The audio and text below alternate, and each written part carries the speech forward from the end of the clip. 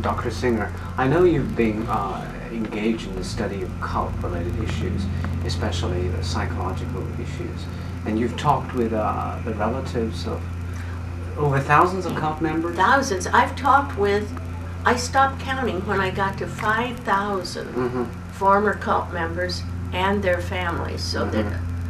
And you talked with yeah. And I began talking with cult members who had left cults and their families back in the very early 1960s. And so that for 40 years, I've been working with people that have been captured by cults. So according to your experience, what strikes you most when you are talking with them? With the parents, with the relatives and with relatives ex-members? and ex-members of U.S. people who've gotten into cults. The parents are so shocked that someone has been able to take a son or a daughter away from them, get them so that they don't connect with them anymore, and they talk in jargon. That's the usual sort of thing. And the parents are bereft. They are saddened that their young man, and sometimes it's not young people, but sometimes people's husbands and wives get seduced and tricked into joining cults. And see, part of the work I've done all along is to try to show people here in the United States that cults don't go out and recruit openly. Most cult recruiting is very deceptive, in which you don't know when you join brand A cult that it's a cult. You think it's this new international living group. Seemingly it's not that. It doesn't seem like what it ends up being. So that for 40 years I've been pointing out that I've learned that the recruiting into cults tends to be deceptive. Once you get into the cult, they have developed more organized and I think destructive thought reform programs. So just a few years back I started getting calls, and to date I've been called by 75 mothers, fathers, brothers, sisters of people who have gotten into Falun Gong. And I have read all the literature I've been able to find of translations of Li Hongzhi stuff. And I haven't talked with anyone that's left the cult. But the parents, what they describe to me is, first of all, their shock that someone from a Chinese family would break away from hundreds and hundreds of years of family affiliation to go so against the grain of their cultural background. And then the second thing that these mothers, fathers, brothers, sisters have told me, only 3 of these 75 families said when I asked them, is your brother, your father, whoever, Chinese or Caucasian? Only 3 of them were Caucasians. 72 of the 75 were Chinese. And the brothers, sisters, mothers, fathers told me the first concern was that the son or daughter had just disappeared, didn't talk to them when they called on the phone, didn't come home to visit, and was really estranged and pushing them off, which was so against Chinese tradition. And from my readings and from what these people have told me, Li Hongzhi just took the little exercises, Tai Chi exercises and the breathing, and used those as sort of a front piece to lure people in. And then he takes them down the garden path, as we put it, to believing everything he tells them and that they cannot differ from it. And these, I don't know how many months ago it was that families started calling me because they've seen me on television in the San Francisco area a lot talking about cults, and about mind control, brainwashing, various kinds of scams and trickeries, because that's the area I've been studying all of these years, how people influence and trick one another. And so Chinese families got very concerned, and up till now, 75 different families, because I say to them, have you called me before? And they'll say, no, this is our first call. And it will be mothers, fathers, brothers, sisters, who are telling me that one member of their family has been recruited into Falun Gong. And they're either on the West Coast, very near San Francisco, because we have a very large Chinese popular community there. And then some of them have been calling from up in the Boston area because they got my phone number from relatives in San Francisco that had seen me on the TV talking about how to help people get out of cults and so on. And what the parents and brothers and sisters of the Falun Gong members are concerned about is, first, they're saying it's so against thousands of years of Chinese tradition to drop your family, to just dump your family. And once they get with Falun Gong, they're gone. The young adult or person of any age just abandons the family because the Falun Gong people replace their real family. Then, secondly, these family members say, our brother, our sister doesn't talk with us anymore. He lectures at us.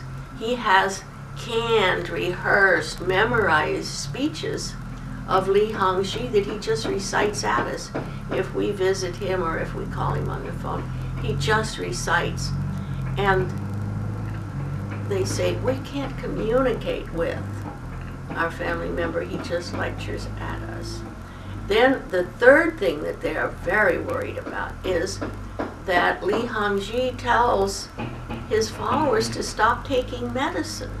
And some of these family members have said that their brother or sister has some very chronic disease like diabetes, where he should be taking his insulin, or other diseases where they should be taking their medicine.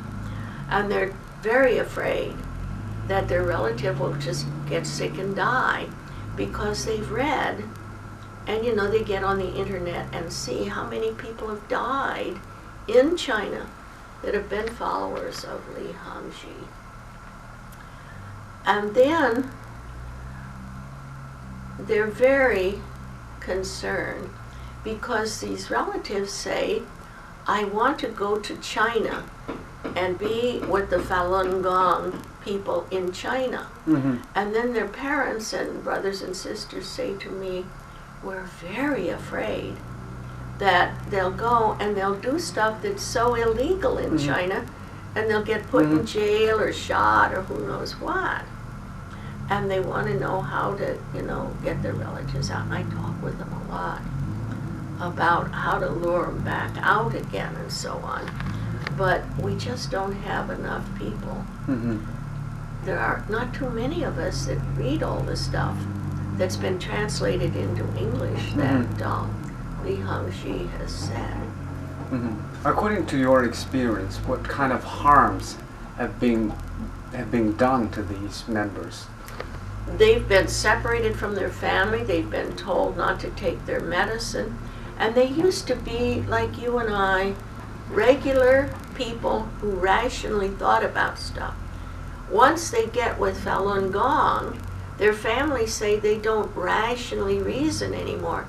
They just recite learned phrases. They have lost their ability to be independent reasoners.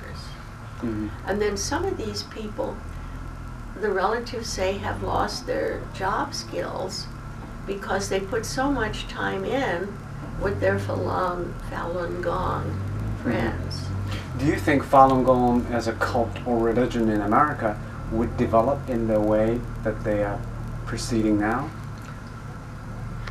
I think that Falun Gong surely meets the criteria of being a cult by American or world standards.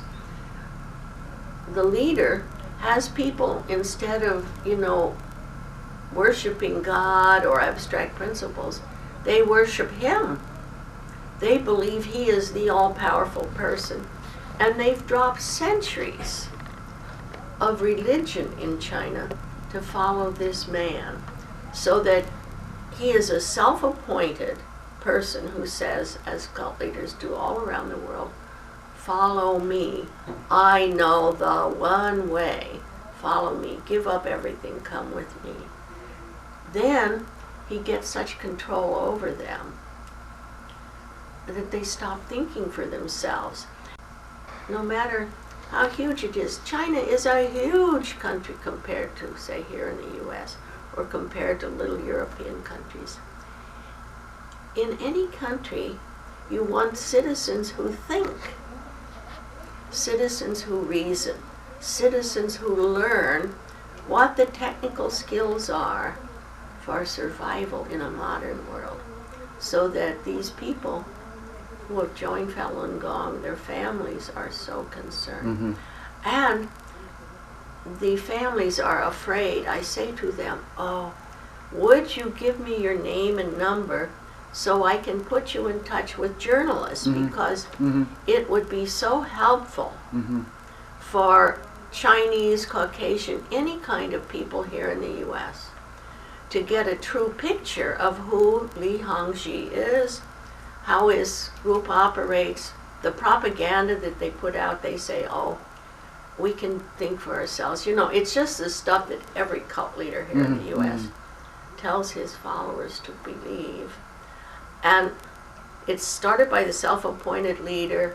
He has total jurisdiction and control over their behavior, their conduct, their thinking. Right. Why generally the American people are more concerned about the treatment of Falun Gong by the Chinese government rather than the harm and the influences of these thinking on the people, normal people? I think that the American public has not read the material that a few of us have, that's in the international press, that you get off of the web, and find what do the Chinese people know about Falun Gong, what happens to Falun Gong followers. And see, here in the U.S., people get, as we say, real turned on about religious freedom. And I just have not seen that Falun Gong is a religious freedom issue. I think this was a guy who was very clever, very bright, very manipulative, and he set himself up to sell enough tapes and books and writings, and he got himself over here to the U.S., where he's away from the Chinese government and from people that he's manipulating over there. He's living up here in New York somewhere. And that looks very suspicious. But you see, I think the average reader here in the United States of the newspapers or the watchers of TV think that it is religious persecution. And I've read, and I've been on programs a year ago with 2 Chinese scholars who live here in the U.S., who read it in Chinese and English both, what the Falun Gong people are putting out. And they read the Chinese press and the translations. I don't see it as a religious freedom issue at all. But you see, as long as the American public doesn't understand the real details of Falun Gong, they will think that it's as if here in the United States someone was picking on a regular Buddhist church in downtown Oakland or a regular Catholic church in San Francisco. And from what I read, that is not the situation. And I try to explain to people, they think I must be out of my mind. I say, no. I've been studying how people self-appoint, trick people into joining them, and then giving them money and promoting wealth and power.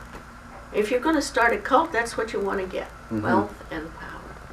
Right. And I said, I've studied at this point 5,000 different cults. Are you optimistic that the cults will be controlled and will be supervised in the coming 21st century? I just don't know. I think the Chinese government has to get a lot better public relations over here. Real good stuff into our press and TV so that it makes Falun Gong visible as it really is. One more of the thousands of cults in the world.